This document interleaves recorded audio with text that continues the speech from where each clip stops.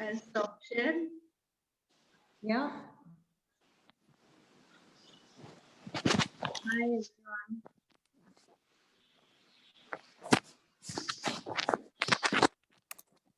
I'm just going to share our screen. Yes. Hi, Sidhu uncle. Hi, good morning. How are you? Good morning. I'm fine. We all can switch on our videos. So Sidhu can also. Hi. Sidhu is already sharing his screen now. So as a Shall we start, Leela? Do we Yes, have to turn on our videos? Yes, that would be nice to connect if you can switch on your videos.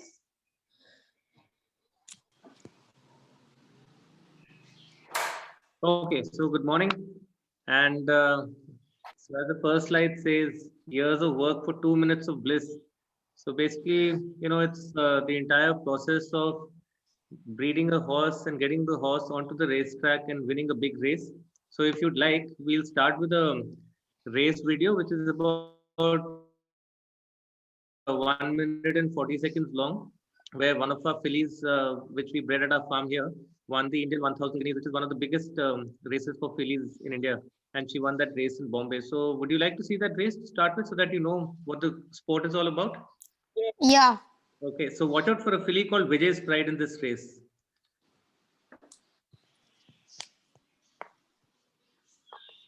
I've got what it takes to shine. New See the ad extraordinary for oil 20 serum seconds. from L'Oreal Paris. 6 rare flower oils. They're off and racing for the Grade 1 Gitanjali Indian 1000 Guineas. Chitra, I think we are not able to see the video. We are able to see the presentation. Oh, you can't see the video? We can't see the video. We can only see the presentation. Okay, hold on. Let me stop share from the presentation. Yeah. Okay. This one. Okay, ready? Can you see this screen now with the race? Yes. Yeah. Chitra. Okay, so I'm starting. They're off and racing for the Grade 1 Gitanjali Indian 1000 Guineas. A ferry will Yeah, break so the our gates by filly all is the in runners. pink colors. And as they settle down to race, Twilight hits the front, a length and a quarter in front of And Maple she's Star. last at the Gold moment. Glamour in the inside race. The On the horse which outside is there's last Leona. right now. A length and a half further back there's the Maple pink Star. Then colour comes Halle in the middle. On the outside is Showing Off. A length and a quarter further back there is Song Dynasty towards the inside race. Sportia on the outside. And tailing the field now is Vijay's Pride. They're galloping towards the 1,000-meter marker now with Twilight about 3 lengths in front of Neona in second position. Another 2.5 lengths further back there is Gold Glamour. 3 lengths further back there is Harley. Then comes Showing Off on the outside towards the race. They're making slight progress is Maple Star. Another 2 lengths further back there's Art of Enchantment. As they pass the 800-meter marker, 3 lengths further back there's Portia. On the outside gaining ground there is Vijay's Pride, and dropped to the last position is Song Dynasty. Past the 600, and as they come into the business end, it's Neona who shows it first, about a length and a half, 2 lengths in front of Gold Glamour on the outside. Towards the races, Twilight shortening her strides. Maple Star is gaining ground on the outside, then comes Halle Showing Off, and Vijay's Pride is the widest one of all, with about 400 meters more to run. Neona has gone away about 3.5, 4 lengths in front of Showing Off, bridging the gap. Then comes Maple Star struggling to keep up. Vijay's Pride coming up with a run on the outside. Then there's Porsche on the inside race with about 100 meters more to run. It's Vijay's Pride on the outside who grabs the initiative from Showing Off. It's Vijay's Pride from Hyderabad. About half a length in front of Showing Off. It's Vijay's Pride from Showing Off locked together. Vijay's Pride and Showing Off, very little between these two. After that there's Porsche followed by Neona. Then there's Gold Glamour, Art of Enchantment, and the rest as the race past the finish. What a finish out here. Vijay's Pride. Okay, can you, I'll just share the other screen again. Okay. Okay. It was a lovely start, Sidhu. Did you enjoy the race? Sorry, Sidhu. No, I'm saying, did you guys enjoy the race? Yeah. Okay. Yep. Yeah. Great. So now see, to get to that point where we won the race, I mean, the journey started a long time back in 2008. And that's when I quit my corporate career and I decided to follow my passion, which is breeding racehorses. And what got me into horses was that luckily I've been blessed that I've been born into a family who's been doing it for, we've started breeding horses since 1964. And I got interested in horses in, when I was in class 11. And since then, I had been wanting to do this, but then, the pressure of doing a degree and a master's, and then, got succumbed into doing a job. And then finally, I decided in 2008 that I'm going to follow my passion and get back into this business. So Vijay's Pride came into our life in 2010 when she was born. But then before 2010, we had gone to Ireland where we bought her mother, who's called Designer Chick, and imported her into India. And so, I mean, the reason I'm saying this is because it takes, years to get this kind of a horse on ground. Can you see the screen? Yes, we can see the screen, Chitra. Okay. So, and okay, 1 6. So there are some. We'll just share some fun facts. These horses. In India, most of the horses that come into India are from either Europe or from the US. And as the screen says, an average racehorse weighs between 400 to 500 kilos. And what I want to ask you all is that do any of you know what a male horse is called? Oh my god. It starts with a S. So a young male A horse. stud? A young No. horse. No. A stud, is it? No. I've always keep A forgetting this name. mule.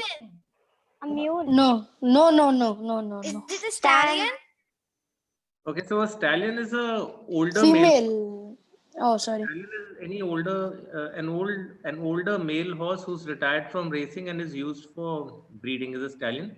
A young male horse is called a colt. Colt. C-O-L-T. It's spelled as C-O-L-T. And what would a young female horse be called? A mare? Okay, so a mare is a filly that is female horses are called fillies till the time they are 4 years of age. They are called fillies. So it's called a filly, F-I-L-L-Y. And the moment the age changes from 4 to 5, it's called a mare.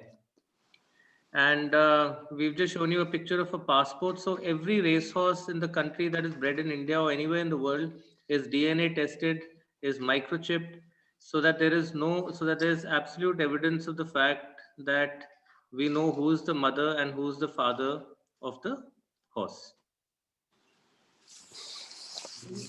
Any questions? Can I ask a question? Yes, please. Yes. When people are riding the horse, are they like in the races and stuff? Are they constantly hitting the horse? No, they're not constantly hitting a horse. So there are, there are certain guidelines as to how many times a horse can be whipped, and so they are allowed to hit. We are allowed to whip a horse, I think 5 or 6 times in the last 400 meters, and that too, the kind of whips that they use are not whips which really can cause any harm to a horse. It's just a reminder to the horse that he needs to lift himself and finish the race. So, do you guys whip? Okay. Yeah. Sorry. Do you whip the horse or? We don't whip the horse at the farm, but yes, in the races, the jockeys have to whip a horse to wake the horse up, to make it go a bit faster in the last 200 meters. But I went to a horse riding school once, and they were these girls, and then they were riding a horse, like they were just trotting around. Right. But why do they carry the whip anyways? Yeah, they carry a whip. You see, what happens is that when you learn riding, or if you go to a riding school, when you ride a horse, you basically get the horse to move by just nudging the horse with your heels. Okay, because you're side of the tummy of the horse. And sometimes if a horse is lazy, and the thing is that especially with beginners, horses have a sense they understand who can ride and how much the person knows, like how much that person knows about a horse. So initially, the horse has more confidence than the person riding the horse, unless it's an Yeah. experienced rider. So the horse may decide not to move at all. So you carry that whip in your hand, and all you do is you just tap the horse on the side. You don't even hit. I Yeah. mean, because if you hit a horse, the guy will just bolt.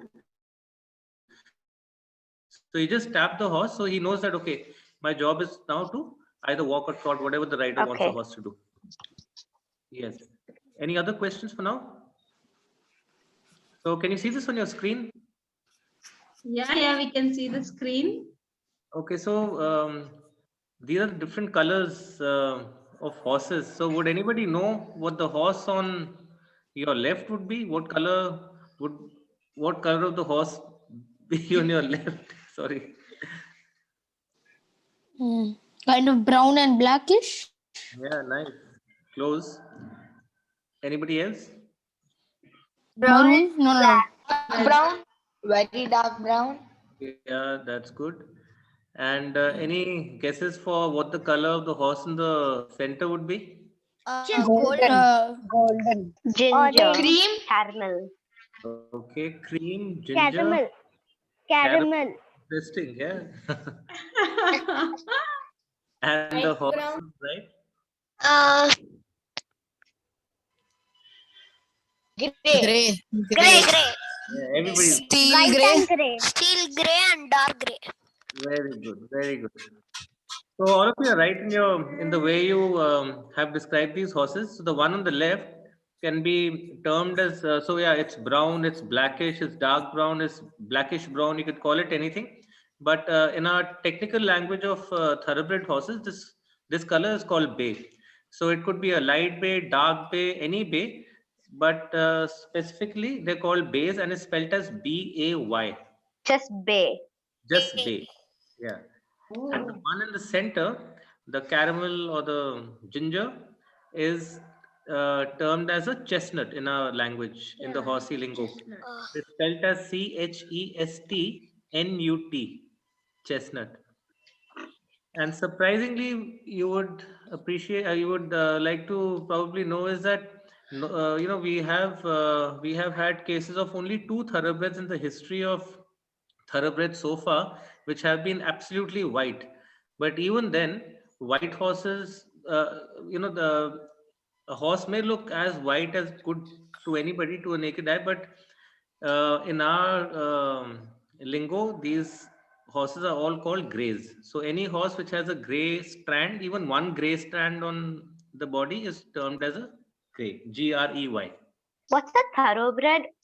Yeah, so thoroughbred is a breed of horses, and it's a breed of horses which are used. I mean, basically, they specialize in races. So all horse races around the globe are only run by thoroughbreds.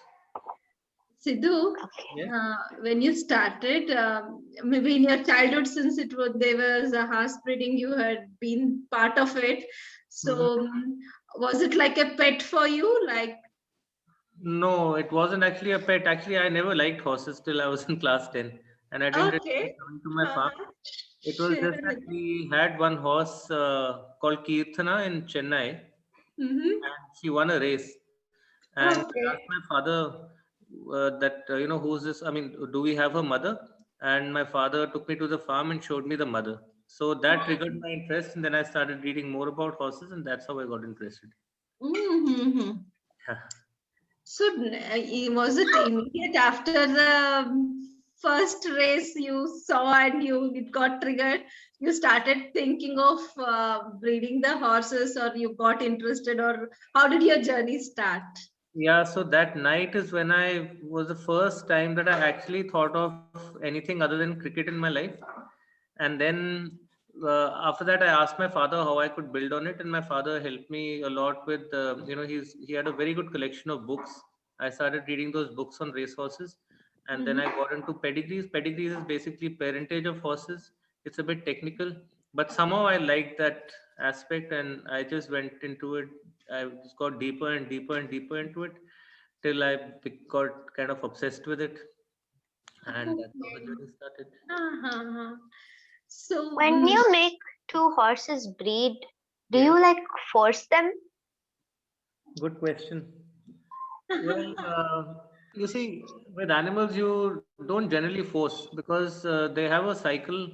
They have a heat cycle, which kind of makes it conducive for both of them to mate. So I suppose that would be the answer. So yeah, you can't force them. It's just natural. Okay. It's natural for them. But like, suppose there's like two different breeds of horse, like, will they still mate? Yeah, they will. If they are together in a paddock, if there's a male horse and a female horse and that's what a mule is, right? A mule is a cross between a horse and a donkey, isn't it? Yeah. So a mule is a cross between a horse and a donkey. So if you have a female and a male in the same paddock, and if they are both in that season, then yeah, they will mate. They can mate. But we keep them But separate. yeah, we keep them separate, and also we only keep thoroughbreds at our farm. If that answers your question. Okay, so you don't have any other type of horse? No, we don't have any other kind of types of horses or breeds of horses. Okay. Okay.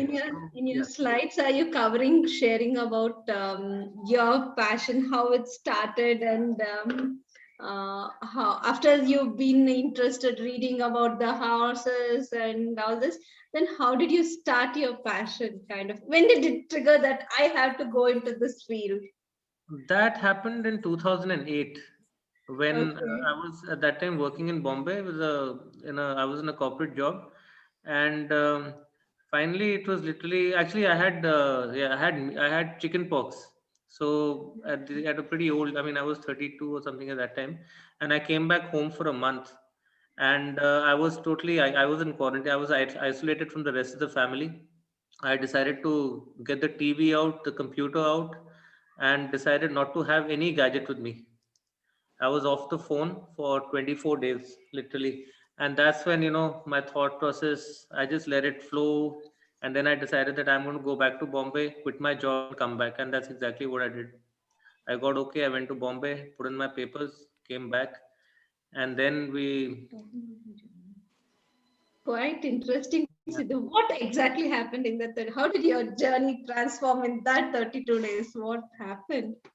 What happened was that I suppose I got time to, introspect, time to think, time to really understand myself, and get to the point where I finally was convinced with myself that this is what I want to do, and I want to do what I want to do, and not what people expect me to do or what is expected me to do by others.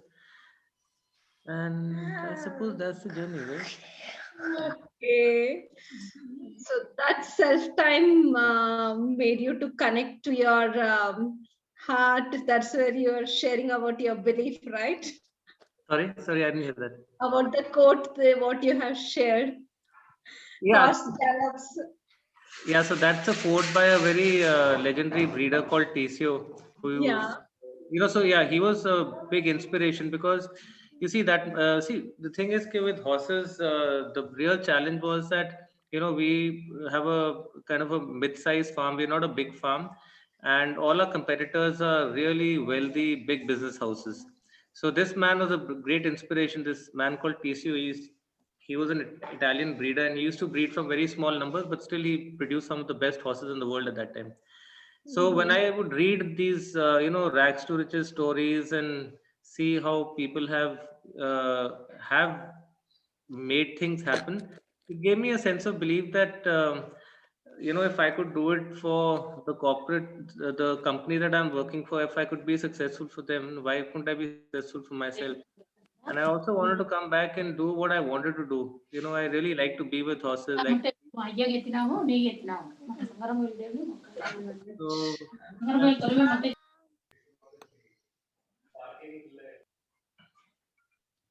Yeah, continue, Siddhu. Yeah. So basically, that was pretty much the journey.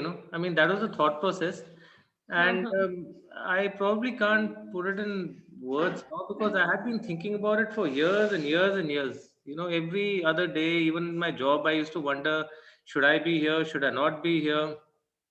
But then when I really got the time to reflect, I could make up my mind, and I also used to see my dad coming back every, he used to come back at night, as like he'd have long days, and I used to wonder, my dad's now getting old, I must give him a hand too, So all those things put together, various emotions, led me to start my journey over here.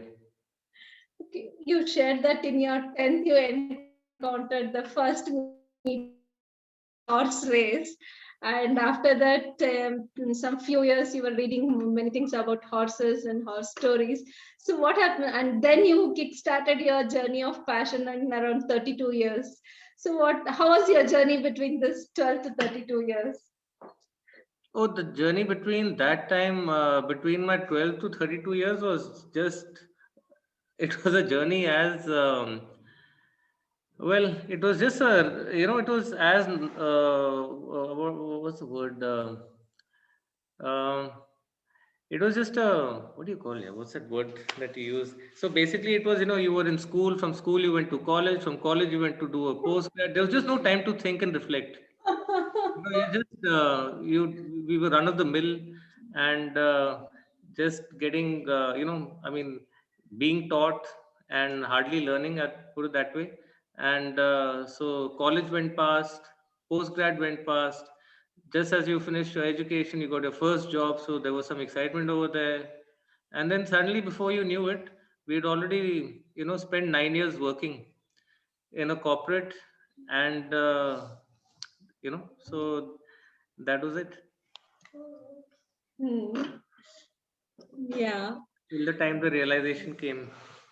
Okay. So that 32 days was the time which you could take a pause for yourself in the fast running journey, and then you are able to connect to yourself. Absolutely.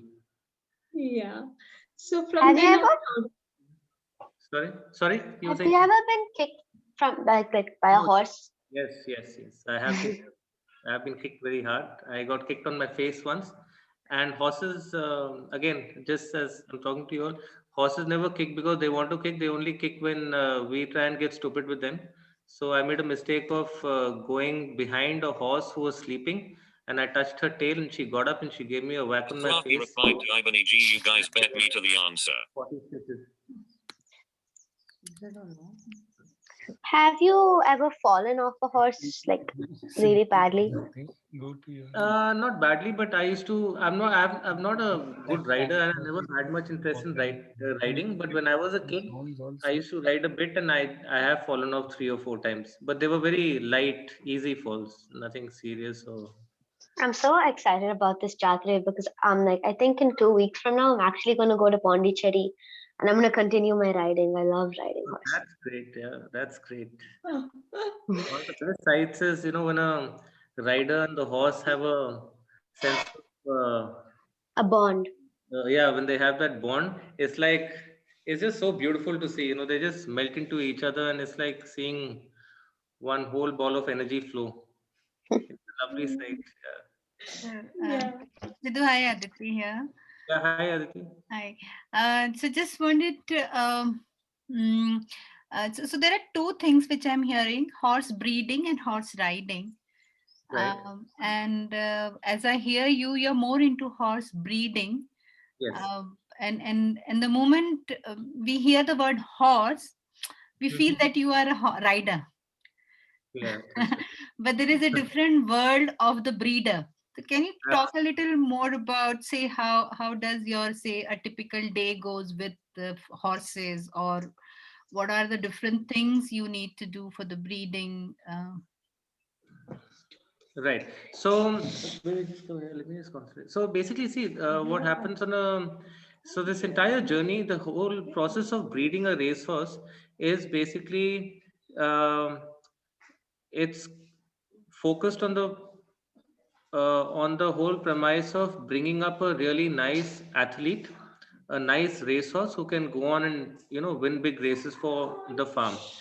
So how a typical day. Now the thing is that depending on which part of the year we are in, our days are kind of different. So in horse breeding, what happens is that you see, one very important thing here is that the age of a horse changes by the calendar year.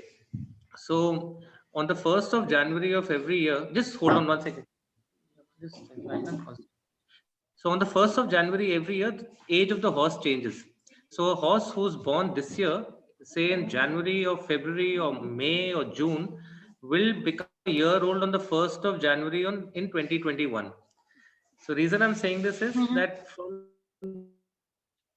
February to May, our routines are very different because that's when we have foalings happening. Foalings mean when mares are delivering babies. So just last night at 3:30 also we had a mare that gave birth to a baby.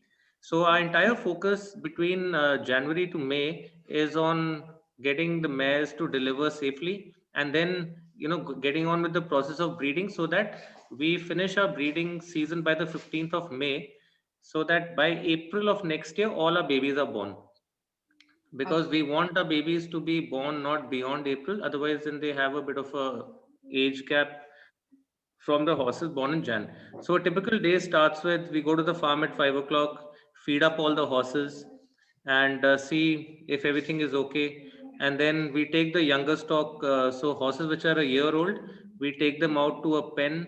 A pen is a round pen where we exercise them.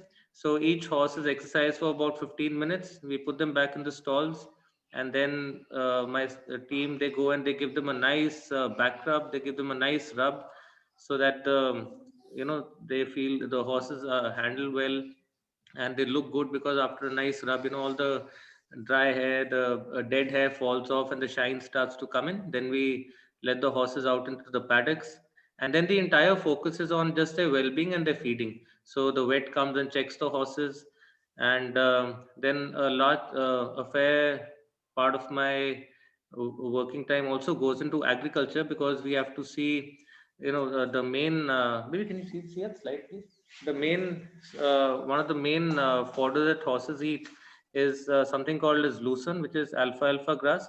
So the management of that alfalfa grass is extremely important to us. So we spend time in overseeing that part of that aspect of agriculture. So any guesses what horses eat? Would anybody know? Alfalfa grass. Apart from alfalfa. Hey, I know that they eat this. I'm not sure what it's called, and I'm not sure if they eat this like on a daily diet, but it's like little pellets. Yes, very good. Is that chana? It's alaru. Hi, Alaru, that's right. Yeah. So, okay. And anybody else has any guesses? Hey. That's right. They eat hay. Very Is good. it Horse gram. horse gram or black chana? Well, they do eat chanas, but just that we don't feed them chanas over here. Okay. Horse gram, Because no? this That's is showing, kulti. yeah. This is saying if you eat chana, you will become horse kind of a thing. Yeah. So, yeah, the thing is, chana is good for horses, but we normally feed them chana when they are under heavy exercise. Otherwise, it can get their joints to swell a bit. So that's why we don't feed them chana. We feed them a mix of oat and barley with mineral mixtures and a lot of lucerne. We imagine each horse here can eat up to 60 kilos of lucerne a day. 60 kilos of fresh lucerne a day. That lucerne is the alfalfa grass you're saying. That lucerne is alfalfa grass. Yes. Oh, okay. So, Aditi, does that answer your question? So basically the whole process is, to find the right mare and see how she nicks with the right stallion. So when you say nick, it means that you need to mix and match the pedigree, and you also have to you have to see how the, how the structure of the mare is and what kind of a stallion she will need. So if a mare is a big rangy mare, and if you want to, you might want to, bring some compactness into her offspring. So you might want to breed her to a stallion which is not very big, but is a nice, compact, solid horse. So stuff like that. So what I'm hearing, Sidhu, is say when you say breeding an athlete horse, so the one thing which you said is the exercise. So maybe I'll ask one more question on that part. But apart from that, what I'm hearing is that food you take care, then you take care of their well-being, then you take care that they understand their body structure. You know, as you said, small, big, joint pains, and lot of these things. Right. So, so is that all you that got to know by doing, by breeding, or you had a mentor, or you could get something from somewhere, or mix of all that? It's a mix of all that. So, see, firstly, I have been acquainted with horses since I was since I was a kid. So that has helped a little bit. But when I came back to kind of run the operation over here, I did take help from a close friend of mine who lives in Bangalore, and he's my he's my consultant. And also, in all this time, there's been a lot of self-learning. I've traveled a lot. I would spend a couple of months every year in different parts of Europe and go to various farms and learn from people, visit people who are knowledgeable, see horses with them, understand from them as to what their best practices are. So I was kind of blessed to get a lot of insights from very, very experienced and knowledgeable people in Europe, in Australia, and in Europe and in Australia, because so, and plus, of course, my consultant over here. And then also, you see, we have our vets are very competent. So, on the technical side, when it comes to any injuries or major injuries or any major illnesses, so our vets then do the needful and they take care of things. Yeah, quite interesting to see this side of the horses, where it's as like growing the humans. I'm using the word growing the humans because this is how we get into understanding the entire thing, which I have never looked at it, horse breeding from that perspective. So just the last question, when you said exercise, so typically when we think of exercise, either we are moving our hands and legs or running and kind of thing. Is it different for horses, or is Well, it? it's a little different and but a bit similar. So how it happens is that I'll just take you through this process. So once a baby is born, we leave the baby with, because I'm sure all the young boys and girls would like to hear this. So the baby is with the mother till the time the baby is 6 months old, and they are let out in a paddock for most of the day. They run around, they jump around, they play with their mates. They make friends with other horses who are in the same paddock as them, and then we separate these we wean so when we say wean, we separate the babies from the mothers when the babies get to a weight of around 220 kilos, or when they are around 6 months of age. And once we wean them is when we start handling them as athletes. So the first thing we do is we put a head collar on them. We teach them how to trust us. So how we teach I mean, so basically the whole thing is we spend a lot of time with them. Once we put a head collar, so this is a head collar, the blue thing that the horse is wearing, and that's a lead rope, the red rope that's attached to it. So we teach the horses how to walk. So once they learn how to walk, the initial exercises for about 4 months, we just walk them, we hand walk them. They walk for about, they start with 10 minutes a day and go up to 40 minutes a day. And then they turn a year old by then, because here we are already talking about October. So once they turn a year old, then around this time, around the time of February, when they're a year old, we start free exercising them in the round pen, where we make them run clockwise and anti-clockwise. So we make them run in a manner which is very easy on them, where they don't feel intimidated, and so it's a very friendly kind of an atmosphere between the person who's exercising them and the horse. Can I ask a question? Yes, as many as you want. Yes, please. Okay, when you're like when you wean the horses, does the horse remember its mother if they ever meet again? No, that's the funny part. The thing with horses is that they forget about their mother in 4 days, and the mother also forgets about the babies in 4 days. So, say a month after they've been weaned, even if they cross each other, they won't recognize each other. But if you don't wean them, will they get too attached, or like why don't you wean them? Why do we wean them? Is that the question? Yeah. Why do you? Like I said, we run a professional thoroughbred farm where we need to make athletes. So we have to wean them so that these horses are separated from their mother, then they follow their own diet patterns and exercise patterns. And at the same time, we are also running a stud farm. So the stress on the mothers get more and more as those babies grow. Because you see, they are lactating these babies. They drink up to a mare produces almost around 20 to 24 liters of milk a day. So Okay. as they grow older, their teeth formed, then the mares get uncomfortable with those babies around, and there's a good chance that if they're not weaned, the mare can have an abortion for the next baby. So in their interest, we have to separate the baby from the mother.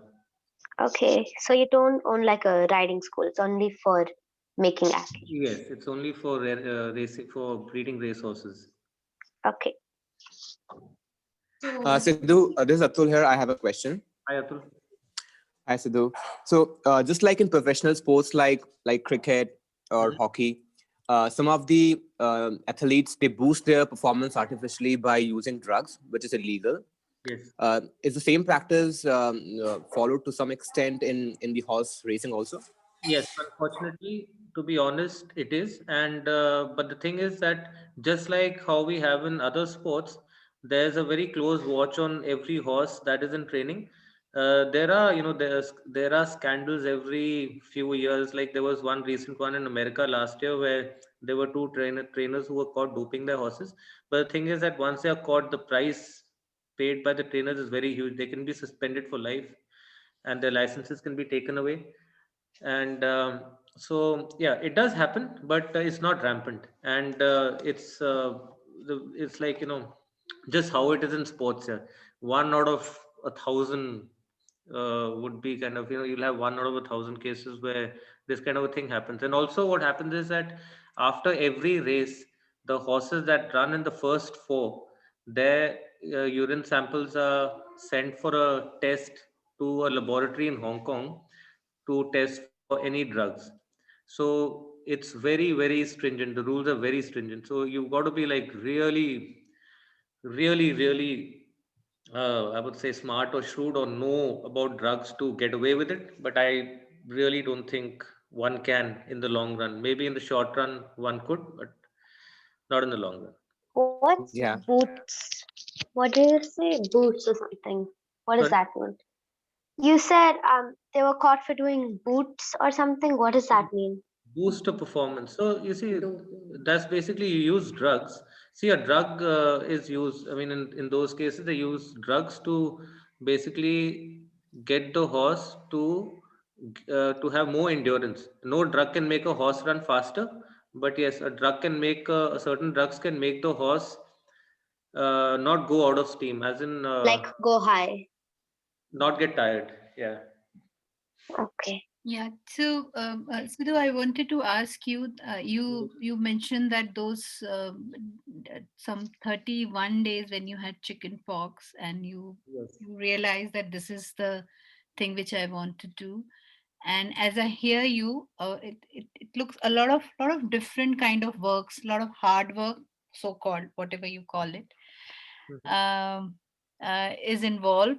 So now as you look back, is there anything which you feel, no, I don't want to do this, or I want to do something else, or this is not what I asked for?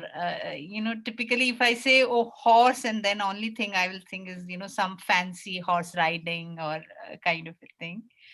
But what you're talking about is a very different world of horses. So how has been your experience in this? Well, the experience has been really good, and it's been very emotional.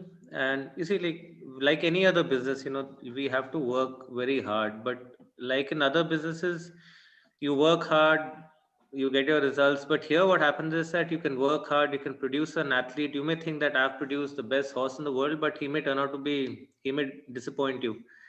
And the nature of our business is such that we are only remembered till the last horse has won. People have short memories, so if you don't win consistently, then people kind of, you fall out of favor with your clients. So one, yes, as a business is very exciting. It's very good. One, I really enjoy it. And then there's the other side of it, which is the sporting angle. You know, when the horses they go to the races, and that's just like how it is in an India in a cricket match. You know, when India is playing against any other country, you could, you know, get upset if you lose a wicket. If Virat Kohli goes off, you might want to smash your TV. And if India is winning, you are cheering and you are screaming and shouting. The whole house is on fire. So, you know, just the same way, it's the same way with us. So with us, it's this whole thing, you know, you work hard during the week, and then on the weekend your horses run. Sometimes you're nervous, sometimes you're sure your horse will win, sometimes you win. You actually lose more often than you win. So there are more disappointments than joys. But then that's why we wanted to show you that video in the morning, that, you know, then comes that time when you end up winning that one big race, and that just carries you through tens of years, you know. So that's how it is. Yeah, thanks, Sidhu. No problem. Yeah. Sidhu, you have been part of all these skills, like now how to train the horses technically, how to take care, all these different skills you acquired by doing. Yeah, by and large, being on the job, and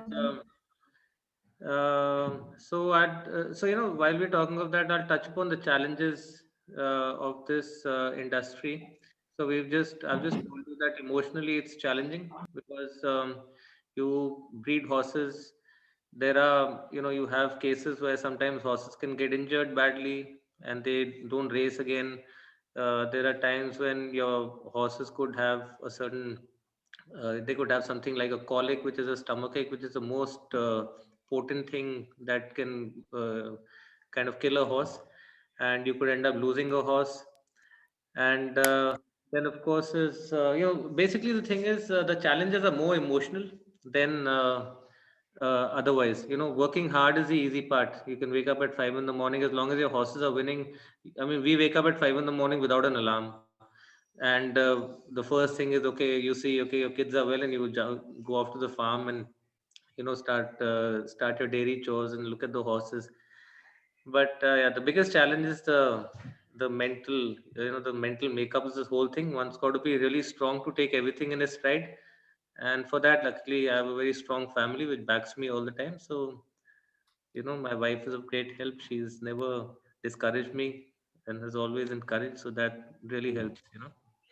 So we have, yeah. So we have a lot of other children: Vimal, Shaunak, Mukunda, Pooja, Vachala. Just wondering, what are you thinking after listening to what Sidhu has been? And Dwiji has a bunch of questions which he has put in the chat window. So wondering if any one of you have any either question. Gudda, Shlok, Krishna, Bhaval is there. Preeti is there. Yeah. Anything you want to ask or? Uncle, Vimal here. I have a doubt. Like example, on man is going to put food for the horse. What will be the habit for the thing? What the horse will do? And Sorry, what man is going to put the rice? No, just come again, please. I didn't understand your question. Can you hear me clearly now? Now I can hear you clearly. Yeah, I told example, on man is going to put a food for the horse. What will be the reaction of the horse or habit? Yummy. The horse will come running the moment. So the thing with horse, yeah, they'll be like, they'll go like, you know, they'd be like, they start pulling their feet. So what happens is that when we feed the horses, at times the horses are in the stables or they're outside, they know their timings. You know, we are very strict on our timings when we have to feed them. So the moment they know that this time has come for their food to come, and then they just go like, you know, they are restless, they keep walking up and down, they'll paw, they'll make funny sounds, and once the food is there, then they just get all excited. So if they're in a paddock, they want to make sure that nobody else, no other horses touching their food, so they get a bit territorial. So we put their food like about, you know, 15-20 feet apart, so that they don't come and fight with each other. Okay. I see some questions over here. Yeah. Somebody asked a question as to how long do racehorses live. So roughly the average age of a horse, if the horse has no illnesses, is around 25, 27 years. They can live healthily. They can live healthy up to that age. Then do male as well as female Male horses compete in the same race? What do you think? Should they? Should they? Can they? Or do you think they can't? Any ideas? I think a horse can only run for a couple of so they get hurt. I don't know if they would guess both be in the same race. A I, little I bit, feel I that think there avoid might it. be different races for the males and the females. That's my feeling, but I just wanted to confirm. Yeah, so the thing is that horses, males and females, they run in the same race. They're allowed to run in the same race. There's no barring on that. There are only two races, which is one is called the 1000 Guineas, which is a race for uh, fillies over a mile, and there's one race called the Oaks, which is called as the Ladies Derby, which is a race run over 2,400 meters. Only these two races are reserved only for fillies. Otherwise, in every other race, uh, males and females can compete in the same race. I have a question. Yes, please. So, like now, dheere dheere, when I'm starting having an interest for horse now, so like the horses are pretty expensive. So, like even if I want to buy, what is the procedure, and like is it necessary that we also have to have a farm to keep them over there and take care of them over there? Like we have a dog, we can bring that home, but we can't bring a horse at our home, right? So, like how Yeah. do we take? Yeah. Sorry. Yeah, that was my question. So basically, Pooja, the thing is that when people buy horses to race, they buy a horse from a particular farm. The process is very simple. You go to whichever farms you want to, or now for somebody like you, if you are not into racing and if you don't know anybody in it, so the first thing you would do is connect with somebody who knows something about racing. So say you connect with me, and then I could guide you into buying a horse. And then once people who own race horses, once they buy a horse, the horse goes. These horses, they leave our farms in the month of February, March, and they go to the center that they'd be racing in. So in India, primarily we have racing in Bombay and Pune, Bangalore and Mysore, Hyderabad, Calcutta, Chennai, Ooty, and Delhi. Yeah, we have racing in Delhi, but that's a really bad race course. So they just go to these particular centers and then they live there till they retire. And they live with a trainer. So, sorry, yeah, this is an important thing. So then in the race courses, they are sent to a trainer who's a professional and whose job is to train horses and get them to peak for the races. So he's like a coach. He'd be the trainer is like the Ravi Shastri for our Indian team. So he would manage the horse, he would manage the exercise, diet, the career plan of the horse as to where he starts his first race and what is the target for that particular season, and keep his fitness and longevity so that he can go on and race till he's 5 or 6 years, or at least 6 or 7 years old. So are you saying the trainers and the riders are two different people? Yes, very different, very, very different. So the Pooja, so you want to be trainer or the rider? So now you have two choices. and you also have the choice to work in the trainer grounds, which Sidhu is talking about. So you have many more options. Many more. You can be an owner, trainer, jockey. You can be a professional who manages horses. You could be anything. So there's a lot of scope. Yeah. Sorry. Yeah. What kind of education do you require to become a horse trainer? You need no education at all. You just So like, if you don't know anything about horses, but you still want to become a trainer, so what do you have to do? So the first thing I would suggest is that look, you just start watching a few races on TV, start reading about horses, and once you start watching races on on YouTube or on whatever on the internet, you will get more interested.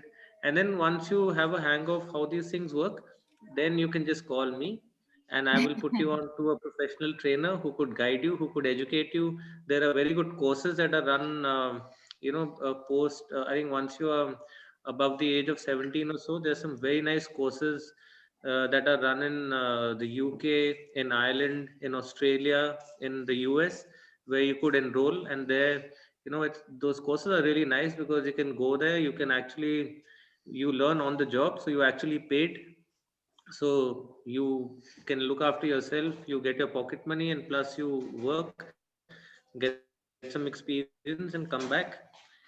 And then the whole thing is that the options are numerous in horses, apart from what we've just mentioned about being owners or jockeys or riders or trainers. There are people who are bloodstock agents where their job is to only find the right horse. They have an eye for a horse, so they help you find a horse within your budget, but the best possible horse within your budget. So stuff like that. Yeah, so maybe, so Guntas, what you're asking when you say the education, you're asking, do I need to do the 10th, 12th and some degree? And what possibly Sidhu is sharing is that you need an education in a different way, which will prepare you to work with horses, depending on what kind of inclination you have. So Pooja, you have one more option of getting trained. In fact, so Sidhu, some of these farms also offer, say, you stay there, volunteer there, and then you learn on job. Is that? I'm sure there would be a few farms in India who would encourage that. Yeah, there would be a few farms in India, but abroad in Europe, Yeah, Australia, abroad, yeah. they really encourage this. They really encourage young, young boys, girls to come and work with them, stay over there, and learn on the job. And yeah, if that Yes. answers your question.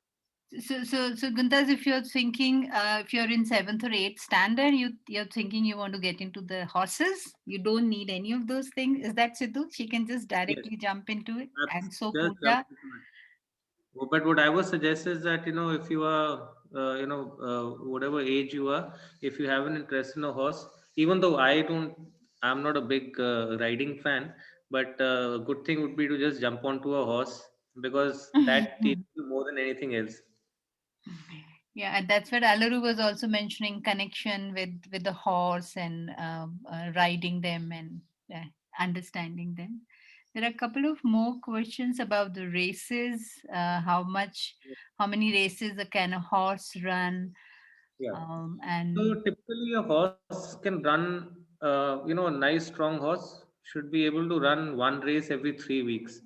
So in India we have a winter season which starts from November and goes on till March. So December, January, February, March. So ideally a horse could run about 4 to 5 times every season and about 7 to 8 times a year in an ideal situation. And Guntas is asking, which type of company do horses prefer, human company or alone, or horses company? I'm adding to Guntas' question. Actually, if you see horses, they like their own company, but horses do like human company. They like to be, as long as you are warm and really nice with them, they love to be petted and they love to play around. Like for my kids, they go to the stables themselves nowadays. My kids are 5 and 7, and they love having them around. They know when these guys are coming, and they want to play the fool with them, and. Raj is asking, do you also have polo breeds? And Yeah, no, we don't have polo breeds, unfortunately. I mean, we don't focus on polo at all. so And some I of see, the children who are, or the people who are asking, so polo is a sports, right? So you're saying there is a different horse for the sports called polo, and there is a different horse which is an athlete which can breed for the racing. yeah, so basically, you see, a lot of polo horses in India are thoroughbreds. They are retired thoroughbreds, or they could be thoroughbreds. They could be bought from farms. Now, say I may have a horse who I don't think is a really nice horse, who may not make a very nice racehorse. So then I could sell him for polo. if I feel that he doesn't really meet the mark to be a nice racehorse, and if he's, physically not there, because polo horses don't have to be very big. They need, they need small, mid-size ponies. But in India also, they use a lot of thoroughbreds, and they also import a lot of polo ponies from abroad. And all these polo clubs, they spend a lot of money importing polo ponies. So Vachla is asking, I think the part of that question you have already answered, which is saying, apart from racing, do people buy for any other reason? Yes, so apart from racing, people only buy thoroughbreds, retired thoroughbreds for riding. Or, schools, colleges could buy them for the riding. And Joyride, retired you're saying? thoroughbreds could, sorry? Joyride, which you are saying? Yeah, just to have them at a farm and just ride them, to keep them as a pet. Okay. And I just see a nice question from Atul. How Yeah. important is jockey's role for a horse to win a race? So, man, that's the jockey's role is the most important. You could be riding a Ferrari. I mean, you could be driving a Ferrari, but if you don't know how to drive, then you could be headed for a tree. So, similarly, your horse could be very good, could be tuned really well for a race, but at the end of the day, the reins are in the hands of the jockey. So, the jockey's role is extremely important. And so, of course, in every race, you cannot have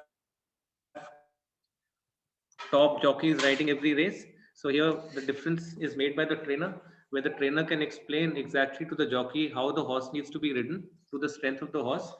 And all the jockey has to do is follow the instructions nicely and use his own judgment in the race and deliver the best that he can. So there's a teamwork of jockey and the trainer both. Yes, and the horse. Yes. And the riding boys.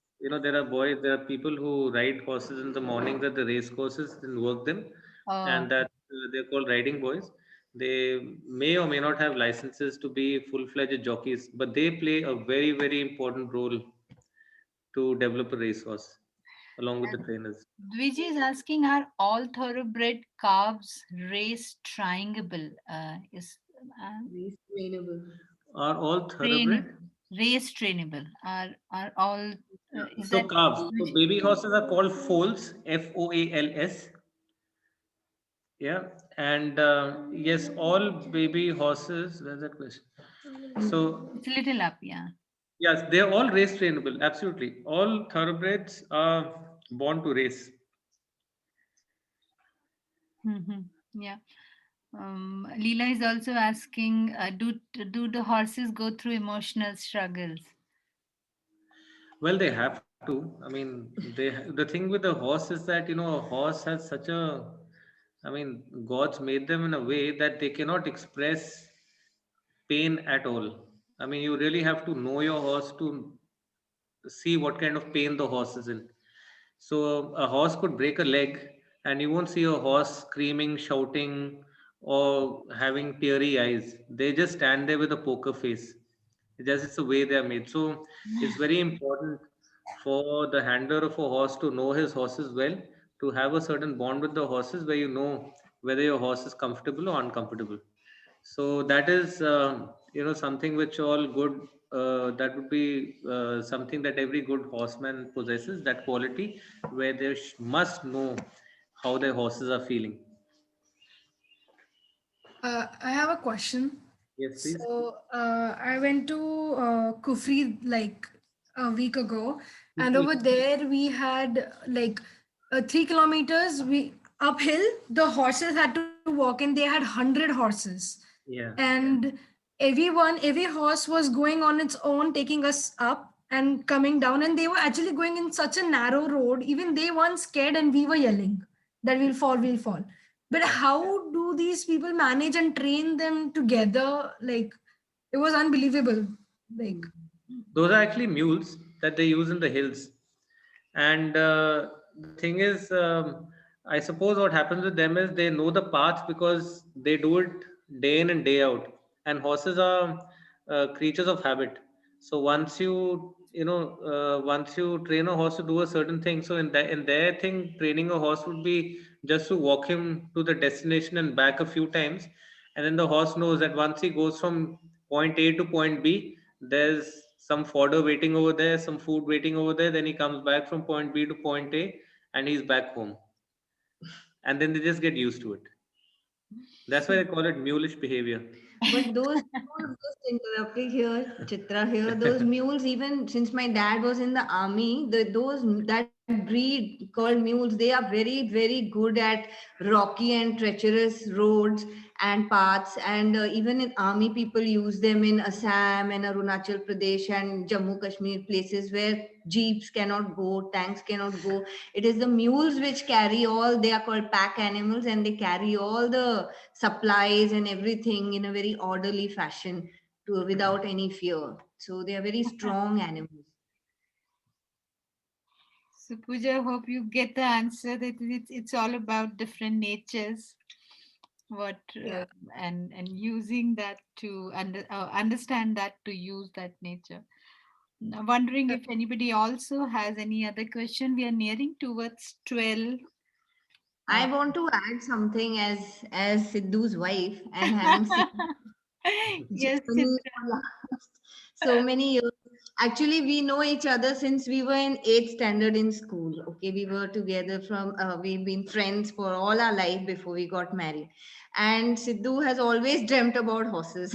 He doesn't say it as much, but ever since I think 8th standard, he's been dreaming about horses, and somehow he got through so many years of working. Yeah. I think once he made up his mind, he's dedicated himself. The heartbreaks, the pain of losing horses, all that aside, and one win on this side, one champion on this side, all the heartbreak on this side, it all balances for him. Yeah, that's true. Yeah, and I think what Sidhu also added, the supporting family, which balances rest of the things for him. Absolutely. That's the most important thing that a horse breeder or a horse trainer needs, is a family that is supporting and not questioning. Because the losses, like I said, you lose always. The design of the game is such that you lose more than you win. So if my wife had to ask me that question every day, that are you very good at what you're doing, I'd be on pills right now, So Can I ask a question? Yes, This is please. Vijay here. Vijay, go ahead. Yeah. So, who values the horse? As in, how does one ascertain the value of a horse that would give you an income?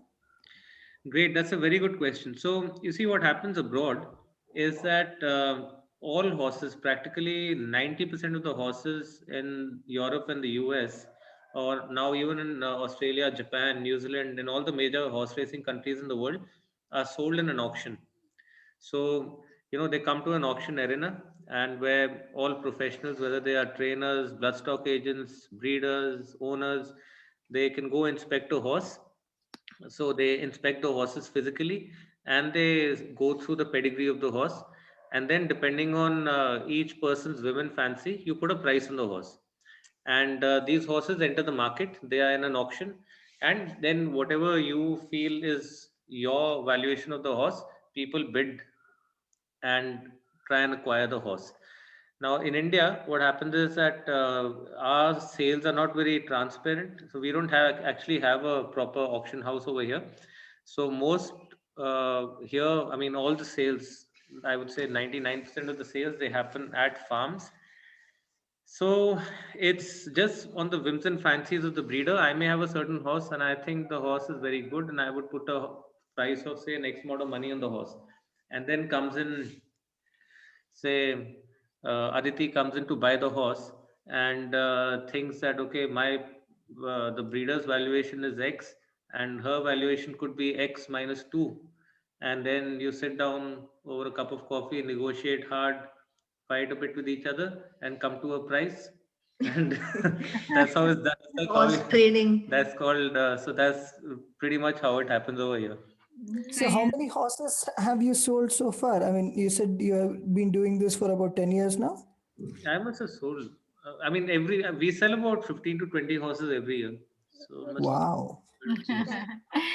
So we can see the young. I'm sorry, I don't know her name. Zohar. What's the name? Zohar. Zohan. Yeah. If Zohan would like to talk, a little bit about horses and then we can close, or somebody else has any question? Or Zohar, thanks Chitra for typing the name. Do you Yeah, want to say anything we are, about we the are, horse? we are seeing him moving his hands and all that. If Zohar wants to share something, how most Zohar? welcome. Um, uh, Yeah, that's what he's so coming for. I think Atul has summed up for all of us. Kudos to your passion, Sidhu. And Thank you very anything, much. anything, Sidhu, would you like to say before we close today's, or rather, we pause for today's session? Anything? Yeah, well, I would just say that, if you're passionate about something, never leave it, follow it with your heart. And like I had that in the slide, if I had one regret in my life, it would be that I would have started this entire my journey with horses much before than I actually did. So if I had to go back into my life, I think after class 11, I would have just jumped into horses instead of wasting my time doing all the things that I did. So yes, that would be my message: that follow your heart, follow your passion, and do what you really feel like doing. And then do it the way you want to. So, Gigi here again. Aditi, I think the next car we have identified where we are going now. Yeah. But I've been told by Chitra that Sidhu doesn't allow to touch the horses. So go with that preparation. But what I was saying is, when we come to Bangalore, also we should do an excursion to the racetrack in Bangalore and Yeah. show the That the would train. be, yeah, that would be wonderful. Yes. Yes, Yeah. we definitely do that. Yeah. And if anybody has any questions later on, you could always message me, or I'll share my number, Or visit us. or visit us. You're most welcome. Are you in Discord, Sidhu? I am on Discord, but he is little technologically challenged. That's okay. So yeah, so we can connect to Sidhu through Chitra on Discord. Yeah. I'll put my number here. That would be You're nice. in which city, Sidhu? You're in which city? Punjab. It's called Muxar in Punjab. Oh. Yes. Chitra has put the number. And That's my number. So please feel free. You can call me anytime. Atul is asking about your FD Instagram handle. And See, I'm not on Instagram, and I am on Facebook, but I hardly visit Facebook. Best is to just connect with me. Just call me or text me. or you can help Sidhu to come in the Discord, and then he can be on the chat rooms with you guys. You're two. Yeah, I'm still struggling to get all the boys of my life to come on to the. But I keep persevering. One day we will bring them. Slowly they are showing interest. I'm sure Yeah. they. You can also there's also the website which has a lot of Yeah, if you can just put it up, I guess. Jonah.com. The name of our farm also, you should tell if we have 1 minute. I know we are way over time. Sure, Chit. Yeah. So it sounds a little Spanish and exotic, Meba Jonah. To some, it sounds Arabic too. Yeah, but actually this, you want to tell? Zohar wants to say.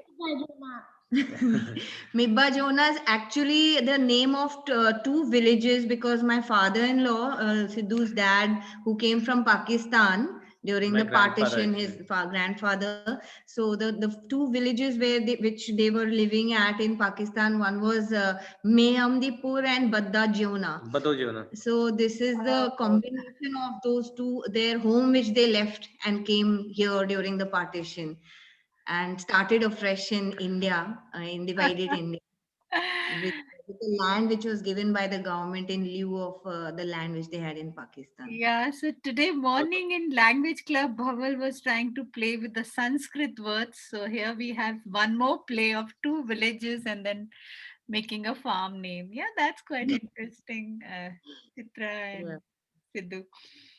Now we know the story of Meba Jonah. Is that how, Johar, you pronounce it? Meba Jonah. Meba Jonah. Meba Jonah. We'll get time to.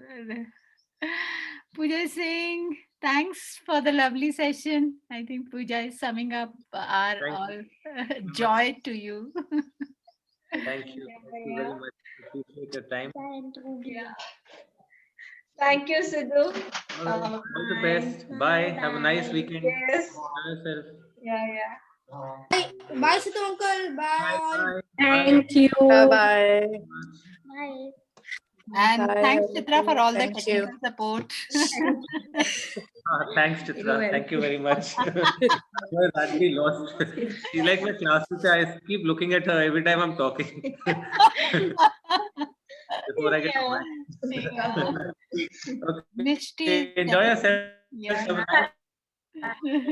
And do watch Faces on YouTube, on the internet. It's a lovely sport, and please do enjoy it. Yes, Sidhu. I'm just connecting it to the believer, like in our sayings that person who is into race and cards, then they are gone kind. In Telugu, we have a kind of a quote. So I'm just connecting to that. How you have made this journey so beautiful and so much of hard work goes into this part which I was not aware. Yeah. Okay. So are you saying Sidhu is Dawn or God? I didn't. So you're saying Sidhu is Dawn or God? I didn't get it. It's not both, Alfie. It is the other face of horse race. Yeah, that's because when growing up, all those Hindi movies, they showed all the villains to have those wearing white suits in a paddock of horses and talking about all the nonsense that they would. But trust me, it's a really beautiful sport, and it's a very emotional sport. It's the horses are beautiful creatures, just like all other animals are. Yeah. So if there's anything we can do to enhance your knowledge on that, please be in touch. You got my number, our website. And, it's been a pleasure talking to you all. Yeah. Thanks, Sidhu. Thanks, Chitra, and Bye. thanks, Johar. Bye. Yeah. Okay. Thank you, Sidhu. Thank you.